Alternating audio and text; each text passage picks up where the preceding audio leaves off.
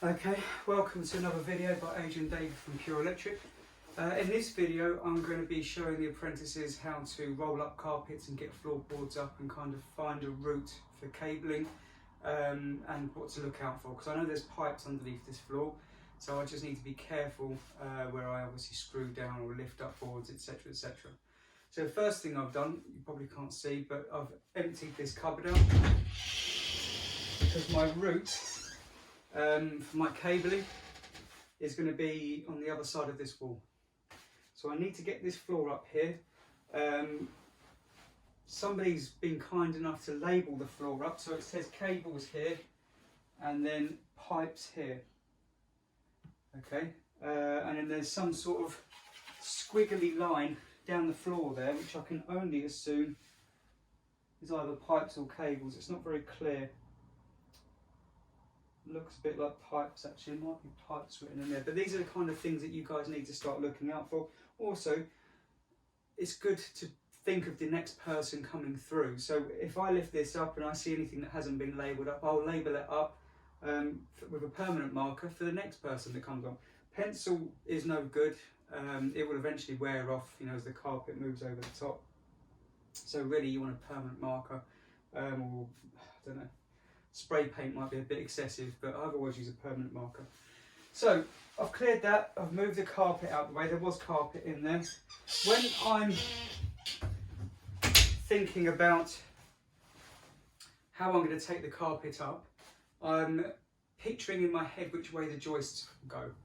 So in this house, I know the joists run from front to back because the wall in the middle is a supporting wall.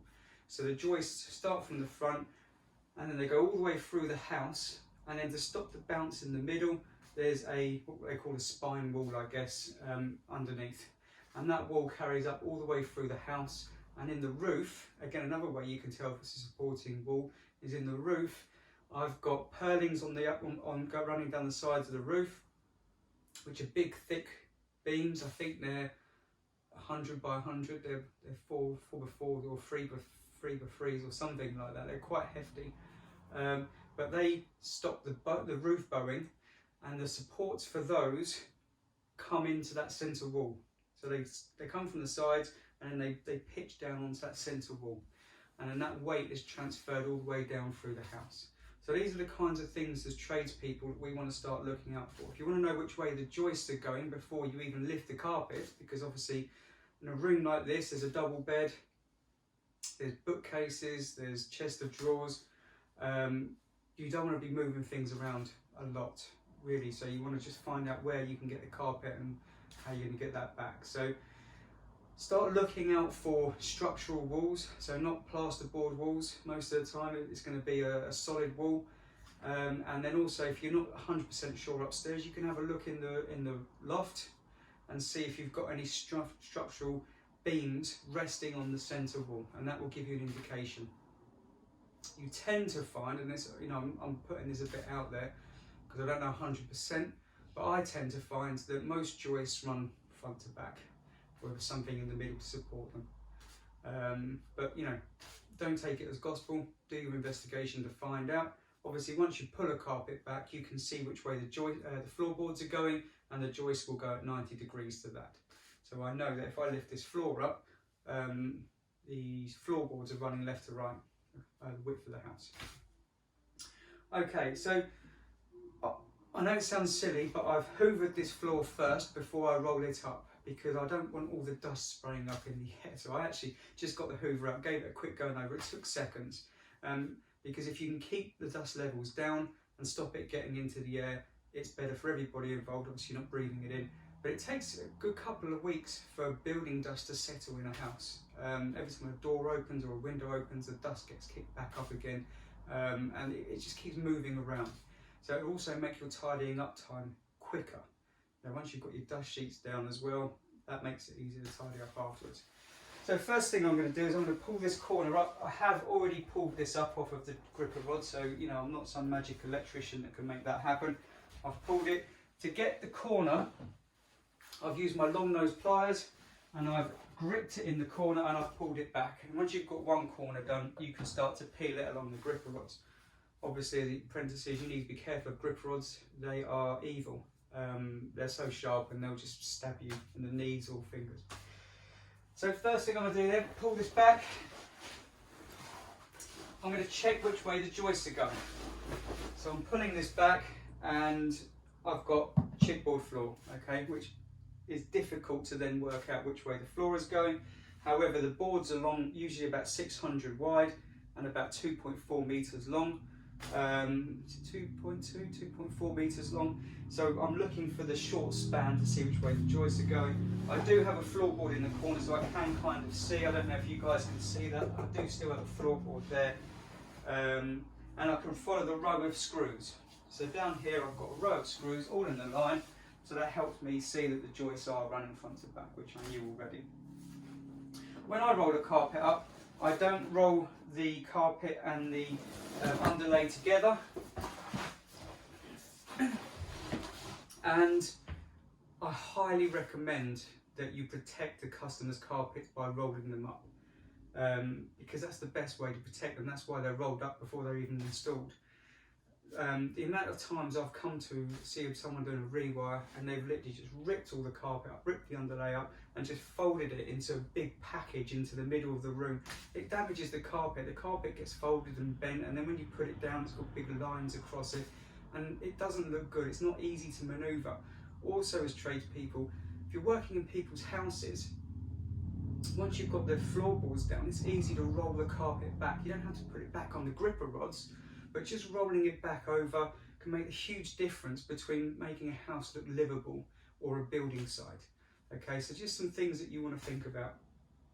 If I was working in a room where the carpet is plainly going to be in the way, and it doesn't matter which way we roll it, we've got to get to the middle, we've got to get to the edges, it's sometimes easier to just roll that carpet up and then move it into a different room or into a hallway. Well, probably not a hallway actually, because you usually have cables going through there, but move it into a different room if you can, if it's going to be a problem. Obviously, each job you've got to take on its own merits. Okay? So when you're rolling this up, you want to try and keep it as tight as possible to save space. So I'm going to start from sort of the middle. I'm going to get one end started like this. I hope this goes well for the camera, otherwise I'm going to look really stupid. And then I'm going to work my way along towards the door, and making sure it's tight, because the tighter you get it, the more space you're going to save. And then you just roll the carpet up. Just put my toolbox out of the way. Roll the carpet up until you can't roll it any further. Okay, perfect. And I'm just going to do the same again with the underlay. Now, if you come across underlay which is deteriorated, so basically you're lifting it up, it's falling apart, there's nothing you can do about it, it's not your fault, the carpet's got to come up. You need to explain this to the customer and explain that the carpet, so the underlay is beyond its life, it's just falling apart, and just hoover it up.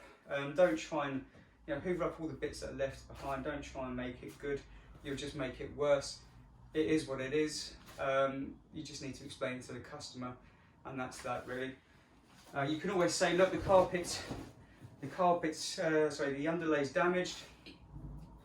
What do you want me to do? Because I need to roll this back. The further I'm going to roll it back, the more damaged it's going to get. It will go down, but obviously it won't have the same feel underneath of it. If they say, well, we don't really get that up, then you just say, well, what do you want me to do then? Because we do need to get this up. And you start to explain things to customers. Customers like to have things explained to them, and then ultimately they need to know how much it's going to cost, so they can make better judgments. It's not our job as tradespeople to say, you know what, this is what's happening, whether you like it or not.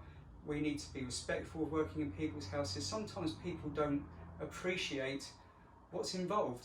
I remember once I turned up to quote for a rewire, and I walked in, started looking around. After about 10 minutes, of the pleasantries and that, I looked around and I said, well,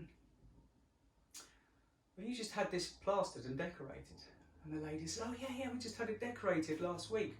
But, you know, it looks nice, doesn't it? And I said, well, a rewire's the last thing that you want to have then, because I'm going to be chasing all this out. There's going to be dust everywhere. You know, this is going to be making good and redecorating. And you should have seen the look on her face. It was like, you know, she'd never even considered that you know, needed to happen in a certain order, and that the decorating was the last thing to happen. People just don't realise. So it's our job as tradespeople to explain these things. And ultimately, if they're not happy, then they can go somewhere else, and that's up to them. Okay, that's their choice. So I'm just going to roll this back. Oh look, we've got a bit of deterioration here. It's caught up on it's got a bit stuck down in the corners by the looks of things. Someone's glued it rather than nailing it. Yeah, it's starting to rip. I might just stop there for a moment actually, because I don't know if I actually need to get that up, because I don't know if you can see the floorboards start again here, and this is just a bit where the chipboard floor is. So I think I'll just get the chipboard floor up for now, assess the situation, see where we are. Right, let me go and get my cordless screwdriver.